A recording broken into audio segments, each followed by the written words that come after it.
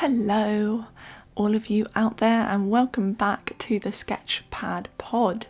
I know, I'm coming at you with a voiceover for this week's video. This is a first, and as you can see, I am working on a rather large canvas at the moment, and I thought I would bring you guys along for the process.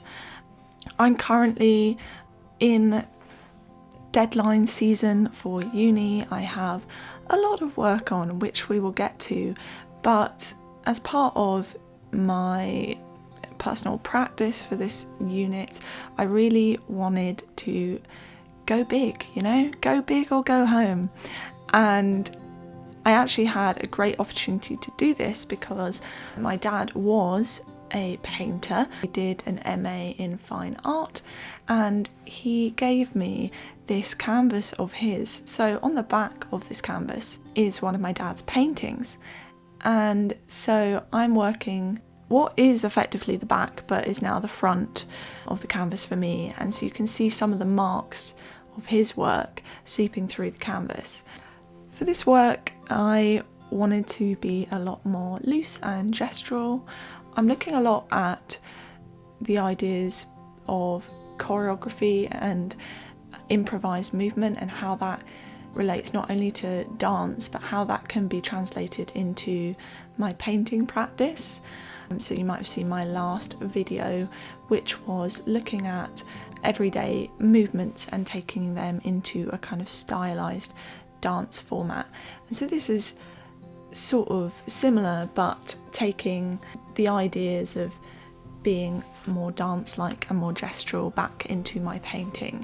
The actual images in this painting are inspired by my dad and by memories with my dad. A lot of my work is inspired by old photographs or memories, but this is a composite image, so it's lots of different memories put together, whereas before this I was just basing it off singular photographs. And it's not really important for you guys to know all of the different symbolism or meaning, but more that you might see different things for yourself that I might not have intended, but that you can get a sense perhaps of this being not only an abstract work but also partially figurative, and it's meant to reflect how memories change over time.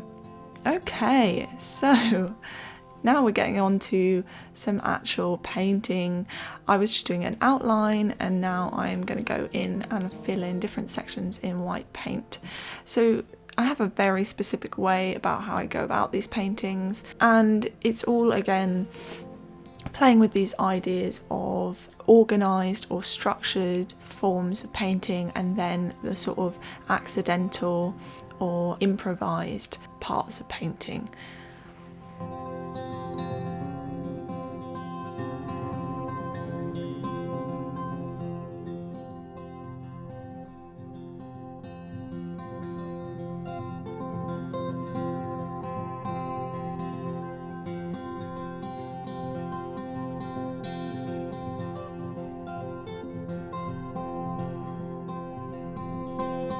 So in this video you're going to see sort of the beginning structures or the groundwork for how I create a painting.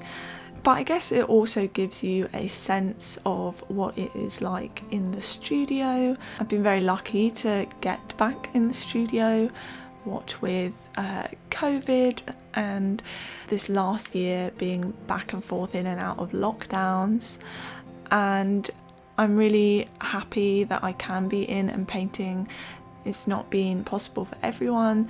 A lot of international students are still abroad and can't get back to the UK, but slowly things have been opening up, and it's really nice to be there with my friends to chat and get feedback, although I do tend to put in my headphones and kind of block out the world a little bit while I'm painting.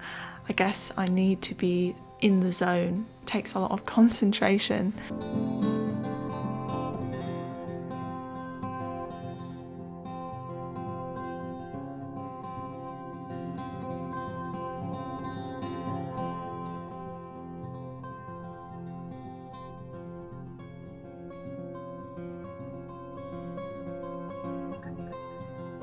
I think you flow. I'd have to like kill you first.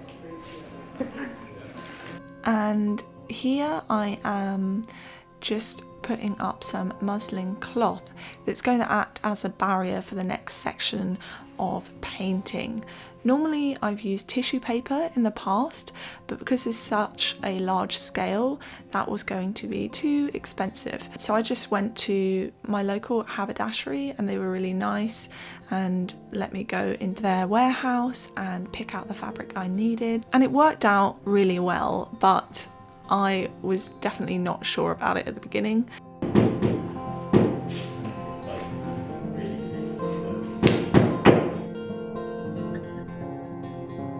But as you can see, we're on to day 2 now. So I just paint through in large sort of blocks of colour. And so I'm going to cover as much of the canvas as possible. The colours are related to certain memories or certain emotions or feelings. I mix all of my colours by hand. It was just something that I was taught at school to do.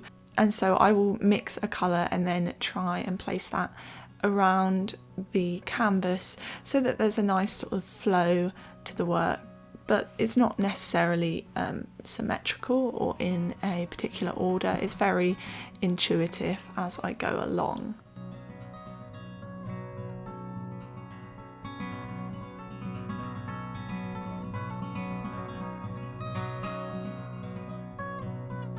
Painting is definitely a form of escapism for me, which is why it's a shame sometimes when uni deadlines and written work just gets in the way of what you really want to be doing, which is painting or dancing. So this is going to be my last big project before the end of term. This painting is going to be one of a bunch of different works that are going to go into a portfolio. Yay! And I have a lovely 3,000 word research plan to write, which you may have seen me doing some videos chatting about because it has been the main thing on my mind at the moment.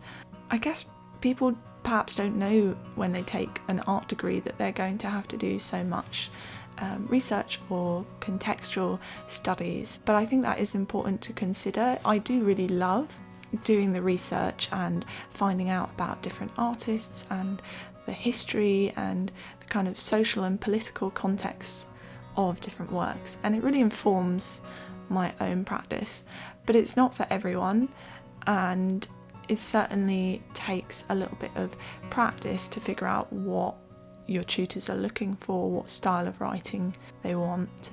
I mean, it's the strange thing about art school is being judged on something that is so personal or is inherently subjective. I don't think art is something that should be necessarily critiqued all of the time, but rather enjoyed. And so writing about art, critiquing art, or even your tutors giving you feedback and critiquing your work, it can be difficult, it can be challenging, but there are pros. It helps you to grow a thick skin and to take your work in a new direction that you might not have considered.